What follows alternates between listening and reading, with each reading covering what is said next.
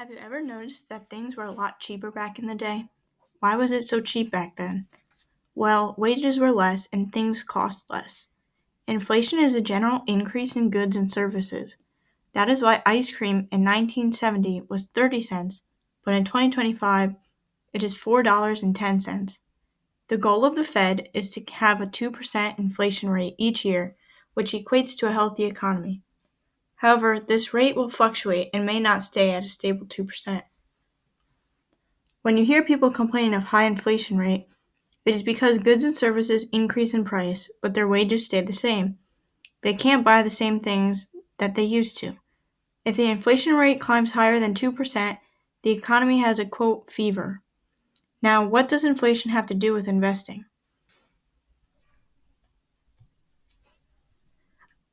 Imagine your grandpa saved his wages so he can retire. For his whole life, he saved and saved and saved. He put his money in a high interest rate account. In this example, his interest rate is a small percentage of his money that the bank pays him just for banking there. Maybe he even got some tax advantages. He did all he could, but he still doesn't have enough to retire. Why? Well, he didn't factor in inflation. Back in his day, wages were less than they are now. As he saves, even with a high interest rate, the money he saved can't keep up with inflation. Remember, inflation is a general increase in the cost of goods and services.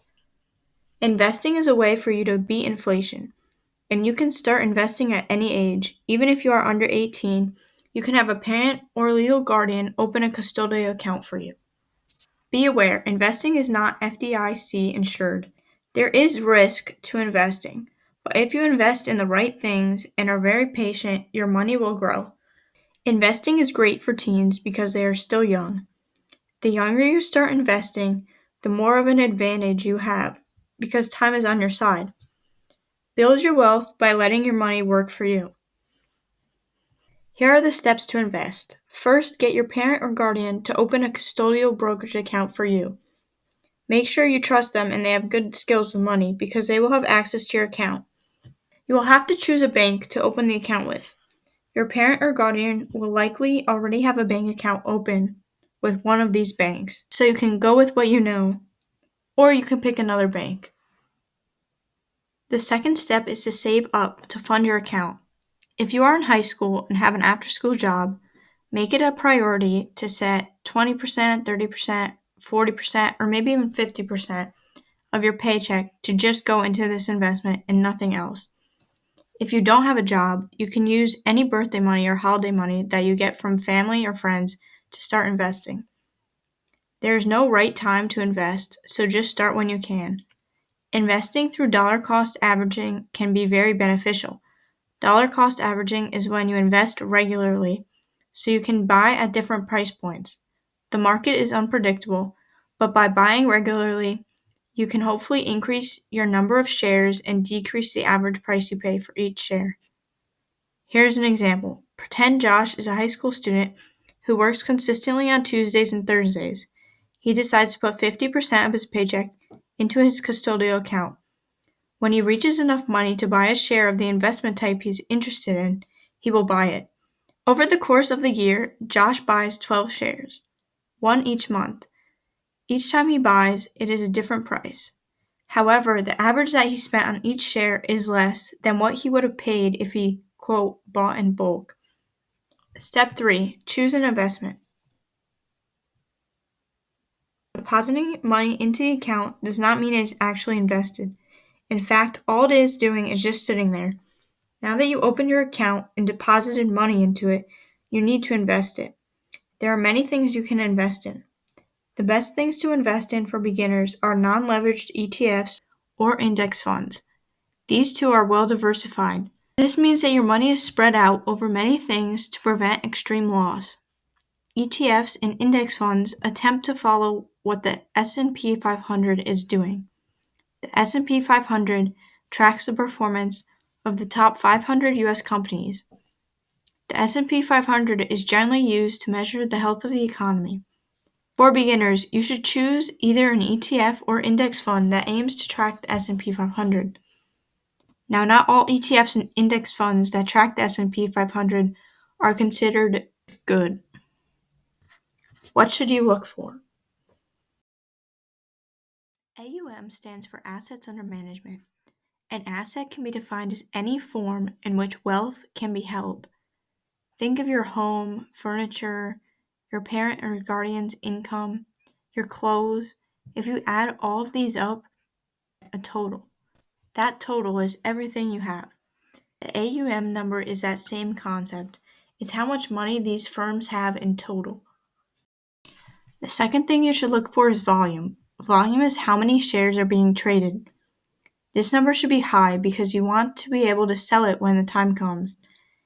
If the number of people trading is high, it will be easy for you to get your money back as soon as possible when selling. The third thing you should look at is the expense ratio. This is the amount of cents you pay per dollar to keep your investment. The lower, the better.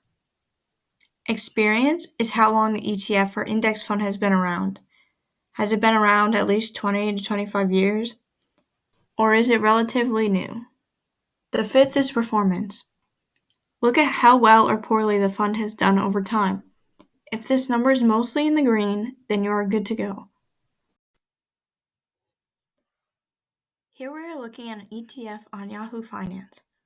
You know it is tracking the S&P 500 because usually it will say right in the name.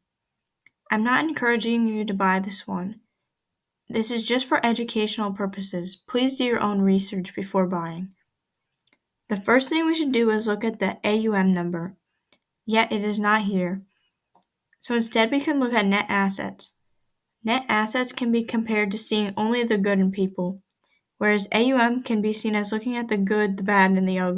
You don't need to look too much into it, because both of these numbers will give us a rough estimate for how much money these firms have. This gives the investor peace of mind knowing that it is a stable investment to make. So we have a pretty large number of 634 billion, which is pretty good.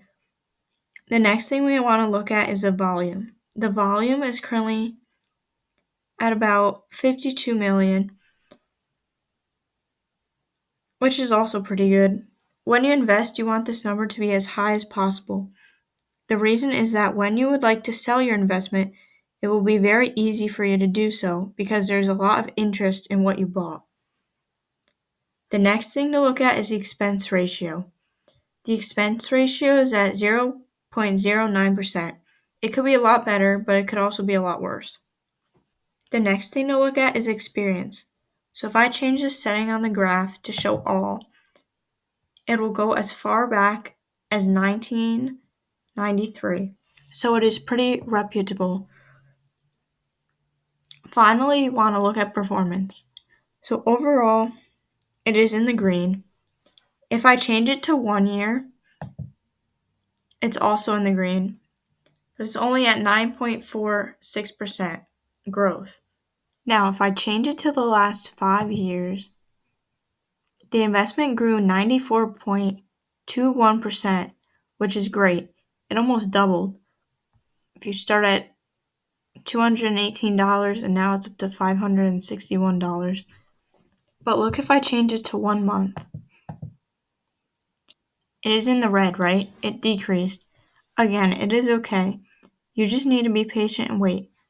Let's look at 6 months. It grew by about 2%, which is not very much compared to growth of 94% over 5 years. So be patient and good things will come. Now you can look into some of these other numbers if you'd like at the bottom, but this is just a general guide. If you are more interested in an index fund instead of an ETF, it is pretty much the same research process. There are a few minor differences, however, and for time's sake, I will not be showing that. I am not discouraging you from looking into an index fund, nor am I promoting you to look into an ETF. Either one is fine. So let's say that you are interested in buying this. Again, I'm not telling you to buy this. This is for education purposes only. Before you buy, make sure you complete this checklist. The first thing you have to have is a custodial account opened by your parent or guardian, and you should log into it. The second thing that you have to have is that your account must be funded. You might need to link other accounts to your custodial account or wait for the money to process. The third thing you need is to have researched very thoroughly which ETF or index fund you would like to invest in. And if you're ready, you can start to invest. So let's bring Josh back. The first step for him would be to log into his custodial account. Josh funded his account from working, and he received money from his family on holidays. He currently has $600 saved, which is enough to buy a share. He will search the name of what he would like to buy while in his custodial account. Then, once Josh finds it, he will say the quantity he wants, which is 1, and hit buy. It will process, and Josh may have to wait a bit, but he will soon have his own investment, and so will you.